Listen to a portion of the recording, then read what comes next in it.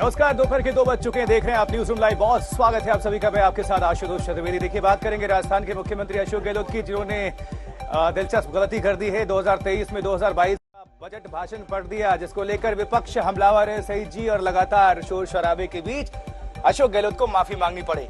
लेकिन आगे तफसील से खबरें बढ़ाएं उसके पहले राजू का रुख कर लेते हैं। बिल्कुल, हम आशुतोष साथ ही साथ बात करने वाले हैं उत्तर प्रदेश की भी, जहां पर ग्लोबल इन्वेस्टर समिट की शुरुआत हो गई है और खुद प्रधानमंत्री नरेंद्र मोदी ने इसका उद्घाटन किया। 16 देशों की 300 कंपनीज इसका हिस्सा बन रही हैं। शुभंकर, और एक बड़ी कामयाबी जो है वो अंतरिक्ष में दरअसल भारत को मिली है। आपको बता दें कि SSLV-D की 3 सैटेलाइट जो है वो श्रीहरिकोटा में लॉन्च की गई है और भारत के लिए सही एक बहुत बड़ा लम्हा। तो ये भी खबर है जो आज न्यूज रूम में बताने वाले हैं। बिल्कुल शुभंकर, राजीव और आशुतोष, जम्मू कश्मीर के गुलमर्ग में विंटर गेम्स की यानी खेलो इंडिया गेम्स की शुरुआत हो चुकी है। लेकिन उससे पहले हम आपको बताएं कि किस तरह से राजस्थान के मुख्यमंत्री अशोक गहलोत को आज गफलत की वजह से किरकिरी हुई उनकी और उन्होंने गलत भाषण पढ़ दिया। ह्यूमन एरर से एक पेज लग गया था। उसी वक्त मैंने सॉरी फील किया जब मैं रोका। अच्छा कहो, बुरा कहो, झूठा कहो, सच्चा कहो, हमको सबको भूल, हमसे भूल हो गई, हमका माफी दे दो, हमसे भूल हो गई, हमका माफी दे दो। राजस्थान के मुख्यमंत्री अशोक गहलोत ने कहा सॉरी क्यों? सॉरी इसलिए क्योंकि वो बजट पेश कर रहे थे, लेकिन गलती से 2022 का यानी कि पिछले साल का बजट वो पढ़ गए। 8 मिनट तक लगातार बजट पढ़ते रहे। जब उनके एक मंत्री ने आकर उनके कान में बताया कि आपने गलत बजट पढ़ दिया है, ये पिछले साल का बजट है, तो उन्होंने फिर माफी मांगी। महेश जोशी, जो कि उनके मंत्री भी हैं, उन्होंने इस बात की तरफ इशारा किया और अशोक गहलोत को उनकी गलती का एहसास करवाया। सभी वर्गों के परिवार आर्थिक रूप से प्रभावित हुए हैं। अब मैं अल्प आयु वर्ग के साथ साथ समस्त 1 करोड़ 18 लाख घरों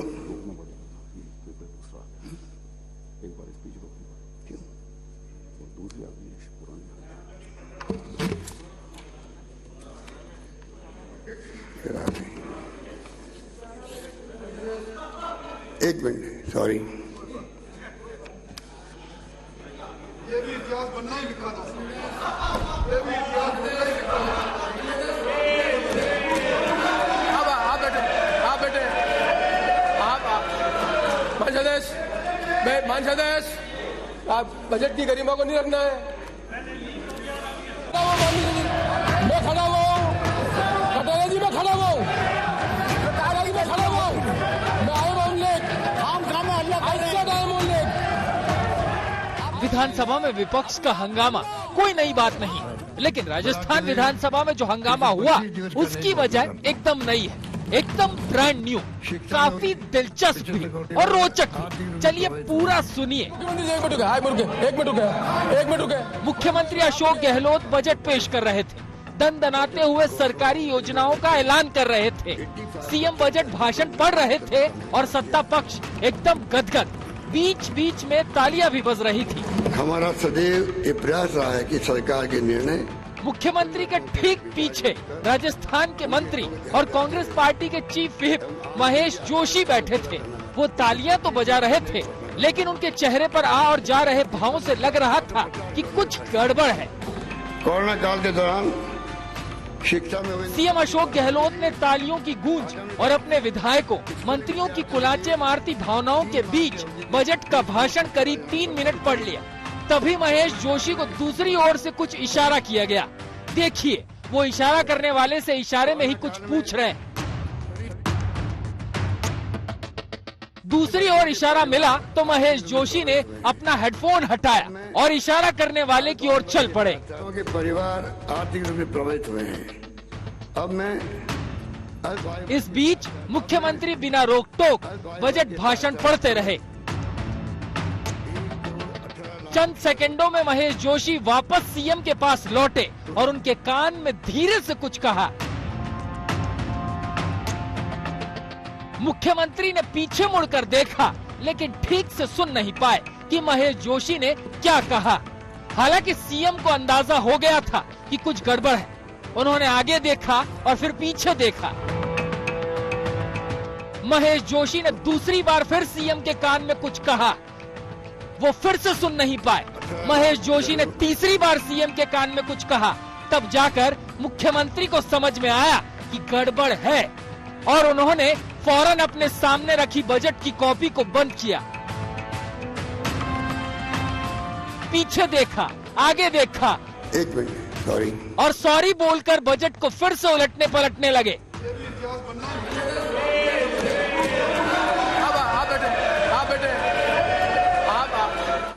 दरअसल राजस्थान के माननीय मुख्यमंत्री पुराने साल का बजट पढ़ रहे थे। उन्होंने पुराने साल की नई योजनाओं का इस साल फिर से ऐलान कर दिया, लेकिन उन्हें पता नहीं चला कि उनके हाथ में बजट पुराना है। अगर महेश जोशी नहीं बताते तो शायद वो पुराना बजट भाषण पूरा ही पढ़ जाते।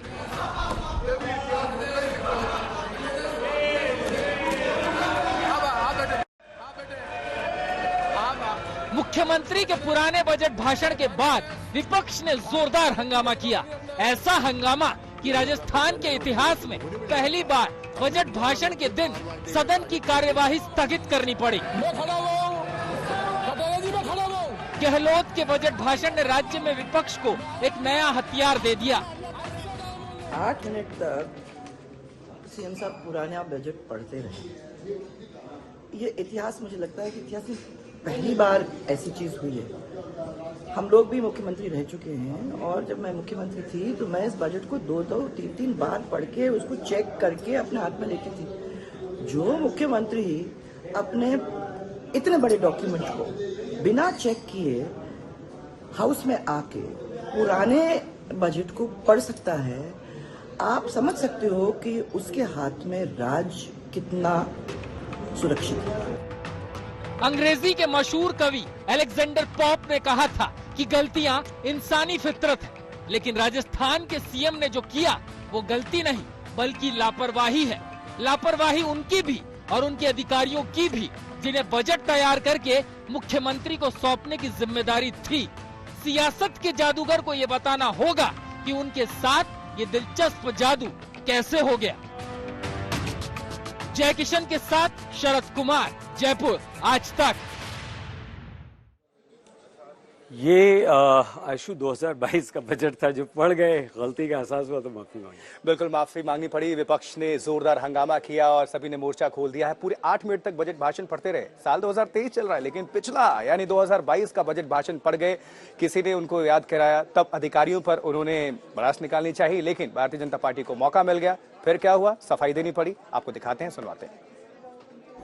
ये जो कॉपी आपको दी गई है उसमें अगर पहला पेज मैंने पढ़ा, दूसरा पेज पढ़ा, तीसरे पेज में जो लग रहा था पहले अनाउंसमेंट हो चुका, मुझे भी लगा था।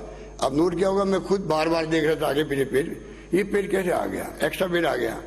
अगर मेरे अधिकारी जो बजट बनाते हैं मुख्य रूप से, सुनिए आप, अगर बनाते हैं वो मुझे पॉइंट आउट करे, आंकड़े थोड़ी है श्रीमान, उसमें क्या दिक्कत हो गई। तो ये तो आपने देखा और सुन लिया, लेकिन इसके बाद विधानसभा के अंदर गहमा गहमी का माहौल बन गया देखने को मिला। आपको बता दें, अशोक गहलोत ने जो बोला उसके बाद से वसुंधरा राजे सिंधिया को मौका मिला। दोनों के बीच तीखी बहस हुई। सुनवाते हैं, आपको दिखाते हैं। आपको ह्यूमन एरर से एक पेज लग गया था। उसी वक्त मैंने सॉरी फील किया जब मैं रोका और ये कटारिया साहब, ये नई बात नहीं है, ये नई बात नहीं है। जब वसुंधरा जी चीफ मिनिस्टर थी तब भी जब है क्या सीनियर आदमी अपन कुछ आंकड़े गलत आ गए थे तो वसुंधरा जी ने अपन क्या मैं जान नहीं रहा हूँ, नहीं उस वक्त में भी नहीं, वो करेक्शन होता है। आपने करेक्शन कराया था, ये करेक्शन आपने करवाया था, ऐसी कोई बात नहीं है। जो आपने किया है दैट इज शेयर केयरलेसनेस। कोई भी मुख्यमंत्री इस तरीके से बिना अपने बजट को पढ़े अपने कागज को लेके ऐसे नहीं आ जाता है। अगर इस तरीके से होगा तो आई फील सॉरी कि राजस्थान का क्या होगा। इसलिए आप इन चीजों को यहां मत ह्यूमन एरर। तो मुख्यमंत्री अशोक गहलोत जो कि वित्त मंत्री भी है, उन्होंने बजट भाषण तो पढ़ा लेकिन वो 2023 का नहीं था, 2022 का था। सवाल उठने लगे, हंगामा होने लगा, विपक्ष सारे सवाल पूछने लगा, तो मुख्यमंत्री को सफाई देनी पड़ी। ये कहना पड़ा कि अधिकारियों की गलती है, सारा ठिकरा अधिकारियों पर फोड़ दिया गया। लेकिन बीजेपी यहीं पर शांत नहीं हुई है, माफी की मांग लगातार की जा रही है। कोरोना से उत्पन्न विषम स्थिति के उपरांत भी कुशल वित्तीय प्रबंधन कर 80% राजस्थान के सीएम आराम से बजट भाषण पढ़ते रहे। कुछ मिनटों तक उन्हें पता ही नहीं चला कि वो फिर से उन योजनाओं का ऐलान कर रहे हैं जिनका ऐलान पिछले साल ही हो चुका है।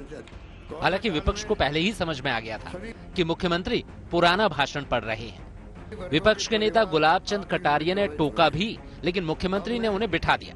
अल्प आयु वर्ग के साथ साथ समस्त 1,18,00,000 घरों। लेकिन जब महेश जोशी ने मुख्यमंत्री को बजट भाषण में हो रही जादूगरी की जानकारी दी तो अशोक गहलोत को समझ में आ गया कि गड़बड़ हो गई है। फिर उन्होंने सफाई दी और गलती अधिकारियों के सिर मढ़ दी।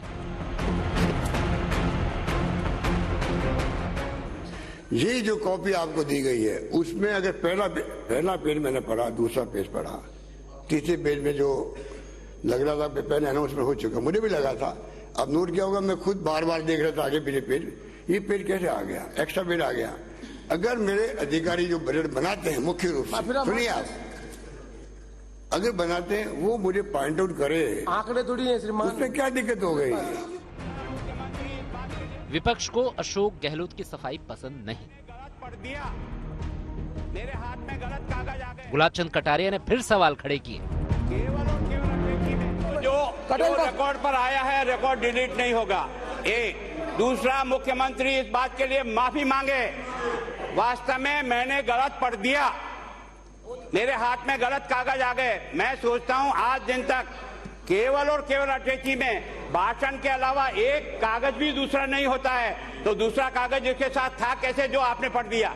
वसुंधरा जी चीफ मिनिस्टर थी तब भी मुख्यमंत्री ने पुराने बजट भाषण पर सफाई देकर फिर से भाषण जारी रखने की कोशिश की तो पूर्व सीएम वसुंधरा राजे ने टोका और रोका, लेकिन मुख्यमंत्री अड़े रहे। आपने करेक्शन कराया था, ये करेक्शन आपने करवाया था, ऐसी कोई बात नहीं है। जो आपने किया है दैट इज शेयर केयरलेसनेस।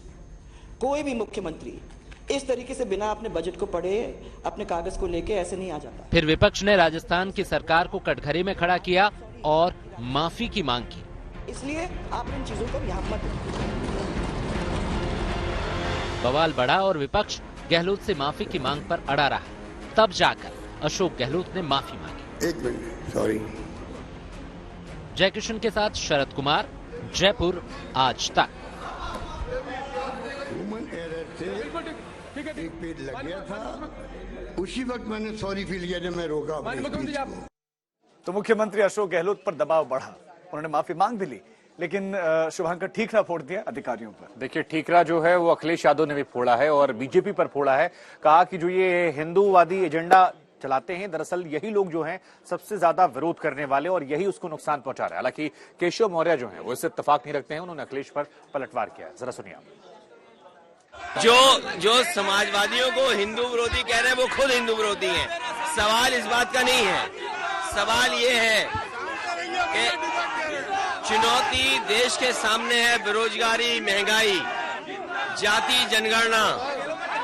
क्या देश की अर्थव्यवस्था ऐसे ही चौपट हो जाएगी जहां देश की सीमाएं असुरक्षित हैं और हमारा बाजार भी चीन को दे दिया? ये बड़े सवाल हैं। विपक्ष भी कह रहा है कि एक शगुफे वाली बात कह रहे हैं समाजवादी पार्टी। नहीं, विपक्ष हैरान और परेशान है, उसका भविष्य राजनीति में अंधकार में होता जा रहा है। टॉप इंडस्ट्री सराय कितना बदलाव दिखेगा पहले समिट से इस बार का दूसरा समिट? बहुत उम्मीद रखते हैं कि शानदार बदलाव दिखेगा, शानदार परिणाम आएगा।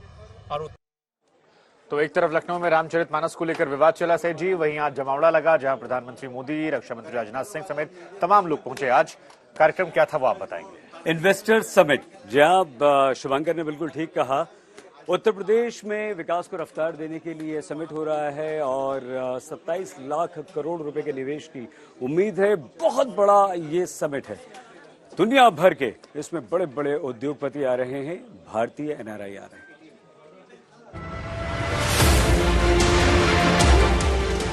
यूपी में निवेशकों का जमावड़ा लगा है। राज्य के निवेश प्रस्तावों पर गौर करने के लिए भारी भरकम कारोबारी और उद्योगपति हिस्सा ले रहे हैं। 3 दिनों तक चलने वाले इस आयोजन का उद्घाटन पीएम नरेंद्र मोदी ने किया और जमकर योगी सरकार की तारीफ की। यहां आए दिन हजारों करोड़ के घोटाले होते थे। हर कोई यूपी से अपनी उम्मीदें छोड़ चुका था, लेकिन सिर्फ 5-6 साल के भीतर यूपी ने अपनी एक नई पहचान स्थापित कर ली है और डंके की चोट पर कर दी है।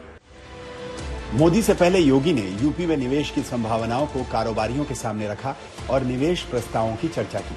साथ ही राज्य में कानून व्यवस्था का भरोसा दिया। प्रदेश में आज आपके नेतृत्व और मार्गदर्शन में हमारे पास अच्छा इंफ्रास्ट्रक्चर है। प्रदेश बेहतरीन कानून व्यवस्था के लिए आज जाना जा रहा है और उत्तर प्रदेश की जो अन्य तमाम संभावनाएं हैं, जिसमें उत्तर प्रदेश भारत की फूड बास्केट के रूप में जाना जाता है, सभी अन्य सेक्टर्स में जहां पर प्रदेश के अंदर संभावनाएं हैं, उन सबको बढ़ाने के लिए सेक्टोरियल पॉलिसीज इस दिशा में महत्वपूर्ण भूमिका का निर्वहन कर रहे हैं। इन्वेस्टर समिट में रक्षा मंत्री राजनाथ सिंह ने भी हिस्सा लिया और कारोबारियों को भरोसा दिलाया कि यूपी की तस्वीर बदली। नेतृत्व बदल जाने से कैसे पूरा परिदृश्य बदल जाता है, उत्तर प्रदेश समेत पूरा देश इसका जीता जागता उदाहरण है।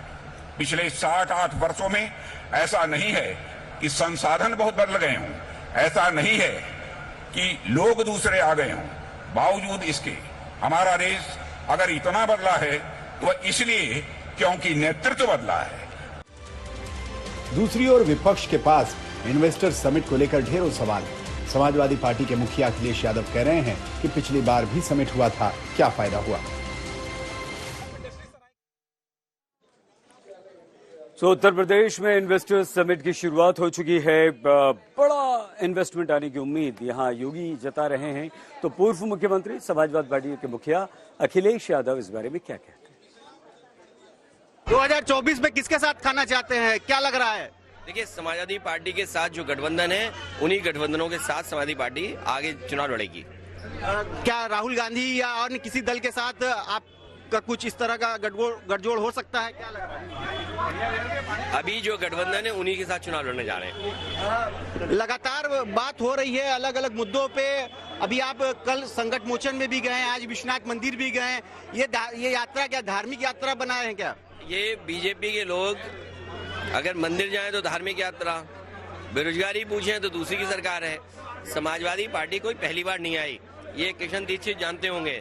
तुम्हारी क्या उम्र थी जब पहली बार बाबा के दर्शन किए थे? 20 साल के थे ये।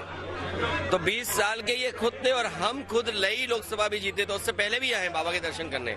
तो ये मंदिर जाना, बाबा के दर्शन करना या संकट मोचन पहली बार आना ऐसा नहीं है। लगातार इस तरह के कार्यक्रम करते रहे, लेकिन बीजेपी के लोग क्योंकि उनका एजेंडा रिलीजियस है, वो रिलीजियस साइंटिस्ट हैं, रिलीजियस एक्सपर्ट हैं, किसको कहाँ धकेलना है, किससे क्या बुराई करवानी है, उस दिशा में ले जाते हैं। लेकिन मुख्य मुद्दा वही है, चरम सीमा पर महंगाई है, चरम सीमा पर बेरोजगारी है, न्याय मिल नहीं रहा है और व्यापारियों के साथ बहुत भेदभाव हो रहा है। किसान की आय दोगुनी नहीं हुई, बुनकर को मार दिया। सोचो, बुनकर को आप खत्म कर दोगे तो क्या देश आगे बढ़ेगा? व्यापारियों की बात। पाकिस्तान की हालत लगातार खराब होती चली जा रही है। तेल, बिजली, गैस, दूध, रोटी सब कुछ महंगा हो गया। फिर भी राजीव, हालत बहुत खराब है। और इस बीच में पाकिस्तान तो दर दर तो जाता ही है मांगने के लिए, IMF के पास भी गया है और $1 अरब की मदद मांगी है। मामला लेकिन फंस गया है।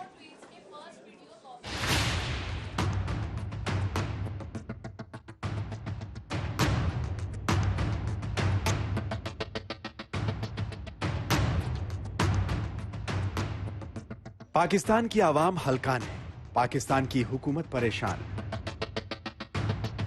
पाकिस्तान के वजीर आजम शहबाज शरीफ पाकिस्तानियों को बाहर आकर बताते हैं कि जल्द ही $1100 करोड़ का कर्ज मिलने वाला है, लेकिन अंदर से पता चलता है कि पाकिस्तान को कर्ज देने के लिए 10 दिन से बातें कर रहे इंटरनेशनल मॉनेटरी फंड ने ऐसी शर्तें रख दी हैं कि पाकिस्तान के पसीने छूट गए हैं। 9 फरवरी को पाकिस्तान के तमाम मीडिया चैनल्स में खुशी की खबर दिखाई जा रही थी। पाकिस्तान के कटोरे में अब जल्द ही $1 बिलियन की भीख गिरने वाली है। IMF से भीख मांगकर पाकिस्तान के लिए पैसे जुटाने वाली हुकूमत तामझाम के साथ प्रेस कॉन्फ्रेंस करने वाली है, लेकिन ऐन वक्त पर पाकिस्तान के वित्त मंत्री इशाक डार की प्रेस कॉन्फ्रेंस रद्द कर दी गई, क्योंकि शहबाज सरकार पाकिस्तानियों को मूर्ख बनाने के लिए IMF से डील फाइनल होने की झूठी खबरें फैला रही थी। इसके बाद IMF ने साफ साफ कह दिया कि नकदी के संकट से जूझ रहे पाकिस्तान के साथ संकट दूर करने के लिए बातचीत आगे बढ़ी है, लेकिन अभी तक किसी सौदे की घोषणा नहीं की गई। समझौते की नीतियों को लागू करने के तरीकों को लेकर हमारी वर्चुअल चर्चा चलती रहेगी। इतना कहकर इंटरनेशनल मॉनिटरी फंड के लोगों ने पाकिस्तान को टाटा बाय बाय कर दिया। जिस IMF के नेथन पोर्टर के साथ शहबाज शरीफ की हुकूमत पिछले 10 दिन से आवभगत में लगी थी, उन्हें बेवकूफ बनाने की कोशिशें कर रही थी, उसने पाकिस्तान की चालबाजियों की हेकड़ी निकाल दी। IMF ने पाकिस्तान के सामने शर्त रख दी है कि सबसे पहले पाकिस्तान में टैक्स बेस को बढ़ाना होगा, यानी ज्यादा से ज्यादा पाकिस्तानियों से टैक्स वसूलना होगा।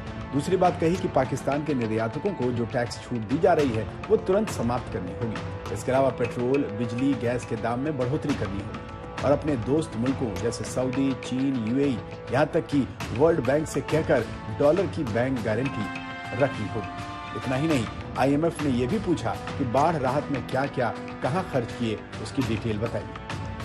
और भी इतने मुमालिक हैं कि जो उनकी बात सुनते हैं, अपने मुफादात को भी महफूज रखते हैं और उनकी बात भी मानते हैं, उनके मुफादात के हिसाब से भी चलते हैं, लेकिन उनकी मईशत तो ठीक चल रही है। एक अकेले हम ही क्यों परपेचुअल भिखारी हैं उनकी बात सुनने पर, बाकी क्यों भिखारी नहीं बन रहे? एक अकेले हम ही क्यों हैं? चाहे नेज इमरान खान साहब की हुकूमत हो या ये हुकूमत हो या उसकी माजी की हो, तो मैं ये जानना चाह रहा हूं। देखिए, जो आप अपने पहले बात कर रहे थे, हमारे यहाँ इक़्तिदार और पैसे की हवस जितनी है, इसलिए शायद दुनिया के किसी मुल्क में नहीं है। एक तो ये है, लेकिन जो चीज समझनी है वो ये है कि इस्तेमारी ताकतों की भी रवैया पाकिस्तान से बदलता रहता है। आज जमाना था, जब अयूब खान का जमाना था, उसके बाद का जमाना था, जब सोवियत यूनियन था, उस वक्त अमेरिका पाकिस्तान का दुश्मन नहीं था और भारत अमेरिका का दोस्त नहीं था, और रशिया का, सोवियत यूनियन का था। जैसे जैसे अमेरिका का रवैया बदलता है, IMF का भी रवैया बदलता है, हमारा नहीं बदलता। IMF की शर्तों को सुनकर शहबाज सरकार के पसीने छूट गए। 300 रुपए पेट्रोल खरीद रही पाकिस्तानी जनता के लिए पेट्रोल और गैस के दाम बढ़ाने की सोचकर ही नवाज शरीफ की बेटी मरियम नवाज परेशान हो गई। सरेआम कह डाला कि IMF की शर्तें नहीं मानेंगे तो दिवालिया होंगे, मानेंगे तो महंगाई बढ़ेगी। आज जो हमें कीमतें बढ़ानी पड़ रही हैं, वो उस मुआहदे की वजह से जो इमरान खान करके चला गया और जाते जाते उस मुआहदे को फाड़ के और भी ज्यादा तबाही करके चला गया। आज IMF हमें कहती है कि इमरान खान ने जो धोखा दिया उसकी वजह से हम आपकी बात नहीं सुनेंगे, पहले कीमतें बढ़ाओ उसके बाद पैसे देंगे। IMF की बात सुने तो महंगाई होती है, IMF की बात ना सुने तो फिर पाकिस्तान दिवालिया होने को आ जाता है। पाकिस्तान की हालात ये हैं कि उसके पास विदेशी मुद्रा भंडार मात्र $290 करोड़ का बचा है। इससे पाकिस्तान के लिए सिर्फ 10 दिन का खर्च पूरा हो सकता है। इसके बाद ना तो पाकिस्तान में पेट्रोल लाने के पैसे बचेंगे, न तमाम जरूरी सामान जो पाकिस्तान आयात करता है। आज तक ब्यूरो। देखिए, आपने जाना कि कैसे पाकिस्तान के पास केवल 10 दिन का विदेशी मुद्रा भंडार बचा है, तो वहीं पेट्रोल और डीजल को लेकर खबर आ रही है कि सिर्फ 20 दिनों का तेल बचा हुआ, और ऐसे में पाकिस्तान के सामने दोहरी मुश्किल है। ज्यादा महंगा पेट्रोल, उसके बावजूद भी वो वहां पर मौजूद नहीं है।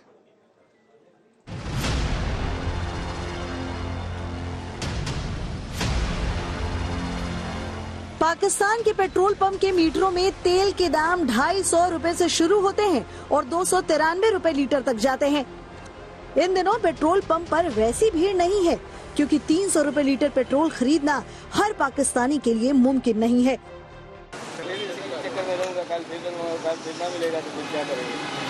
ऐसा कुछ होना चाहिए, कोई ऐसा मामला हो जाए इनके पास कि ये जो है ना इस तरह ना करें। पेट्रोल इनके पास है, दे रहे हैं सब, तो पता नहीं क्यों ये 2 लीटर से ज़्यादा नहीं दे रहे। मैं पिछले 1 हफ्ते से ये सुन रहा हूँ कि जी शॉर्टेज है, नहीं मिल रहा, नहीं दे रहे, लेकिन मेरे देखने में ऐसा नहीं आया। इस गाड़ी में कम से कम आपके सामने अभी 15,000 14,000 का पड़ेगा। लेकिन वो दे रहे हैं आपके सामने। लेकिन पिछले महीने जब पाकिस्तान में पेट्रोल खत्म होने लगा था तो पाकिस्तान में पेट्रोल पंपों पर लंबी लंबी कतारें लगने लगी थी। पाकिस्तान के पेट्रोल आयातकों को पाकिस्तानी बैंक लेटर ऑफ क्रेडिट देने से मना करने लगे थे।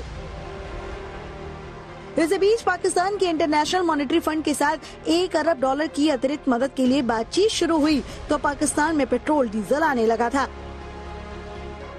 तब पाकिस्तानी हुकूमत ने एक बार में ही पेट्रोल डीजल के दामों में 35 रुपए से अधिक की बढ़ोतरी कर दी थी। लेकिन इस बार पाकिस्तान में पेट्रोल डीजल बेचने वाले कारोबारियों को लालच आ गया है। पाकिस्तान के पेट्रोल कारोबारियों को उम्मीद है IMF से आखिरी डील के बाद पाकिस्तान में पेट्रोल डीजल के दाम और बढ़ाए जा सकते हैं। इसी लिहाज से पाकिस्तान में कारोबारी होर्डिंग करने लगे हैं। पाकिस्तान में शरीफ सरकार की हुकूमत ने अब होर्डिंग करने वाले पेट्रोल पंप मालिकों को धमकी देना शुरू कर दिया है। आपके सामने दरखास्त के तौर पे पेश कर रहा हूं, इस कम को ज्यादा जानिए, इसको तंबीह जानिए। आप ये बंद नहीं कर पाएंगे, आप जखीरा अंदोजी नहीं कर पाएंगे, आप लोगों के हक पे डाका नहीं डाल पाएंगे। ये हमारा रिजॉल्व है और अगर आप करेंगे तो आपको इसको बड़े सख्त कॉन्सिक्वेंसेस बेयर करने पड़ेंगे। हम आपके लाइसेंसेस मनसूख कर देंगे। पाकिस्तान के मंत्री पाकिस्तान में मौजूद पेट्रोल डीजल का पूरे स्टॉक का डेटा मीडिया के सामने दिखा रहे हैं और पाकिस्तानियों को बता रहे हैं कि इतना तेल पाकिस्तान में बचा है। वैसे इस दस्तावेज के हिसाब से पाकिस्तान में मुश्किल से 2-3 हफ्ते का पेट्रोल डीजल बचा हुआ है। इससे पहले शहबाज शरीफ सरकार ने अगर इंतजाम नहीं किया तो हालात बुरे हो सकते हैं। पाकिस्तान की ऐसी बदहाली को लेकर सोशल मीडिया पर तरह तरह के मीम्स भी चल रहे हैं। शादी करके आप कहाँ पर रहना चाहेंगी, पाकिस्तान या इंडिया? जो पाकिस्तान की सिचुएशन चल रही है ना, तो यहाँ से तो भाग जाना बेहतर है। यहाँ भी नहीं रहना। आप इंडिया जाएगी, हिंदू लड़के से शादी करके इंडिया शिफ्ट हो जाएगी। खुश रहेंगे वहाँ पे, सनातन धर्म वो कहते हैं ना, अपना लेंगे, अच्छी खासी जिंदगी गुजारेंगे, एंजॉय करेंगे, ताजमहल जाएंगे, आगरा जाएंगे। और अगर कोई माने तो ना मान जाएंगे भाई। देखना अभी लाइनें लग जानी है नायला के भी। पाकिस्तान की मौजूदा हालत को देखते हुए ऐसे कई मीम्स रोज सोशल मीडिया पर वायरल हो रहे हैं जो पाकिस्तान की मौजूदा हुकूमत और इमरान खान एंड पार्टी दोनों के मुंह पर तमाचे से कम नहीं है। आज तक ब्यूरो। पाकिस्तान की हालत बहुत बुरी है, दाने दाने को लोग मोहताज हैं और जो IMF से $1 अरब का लोन मिलना था वो भी अधर में अटक गया। लेकिन पाकिस्तान के वित्त मंत्री हैं कि अभी भी इस बदहाली में दावा कर रहे हैं। सबसे पहले तो यह है कि इस पॉलिसी जो पैकेज है इसमें आपने भी पढ़ा होगा, मैं भी पढ़ता रहा हूँ। कोई साथी 800 अरब लिखता रहा है, कोई 700 लिखता रहा है, कोई 600 लिखता रहा है। 170 अरब के जो फिस्कल वेजेस हमें टैक्सेस लगाने होंगे और हमारी हद्दुल इम्कान यही कोशिश है कि कोई ऐसा टैक्स ना लगे जो कि डायरेक्टली गरीब, इनडायरेक्ट तो असर होता है लेकिन डायरेक्टली किसी भी आम कॉमन आदमी के ऊपर बोझ ना बने या उसके ऊपर उसका असर ना हो।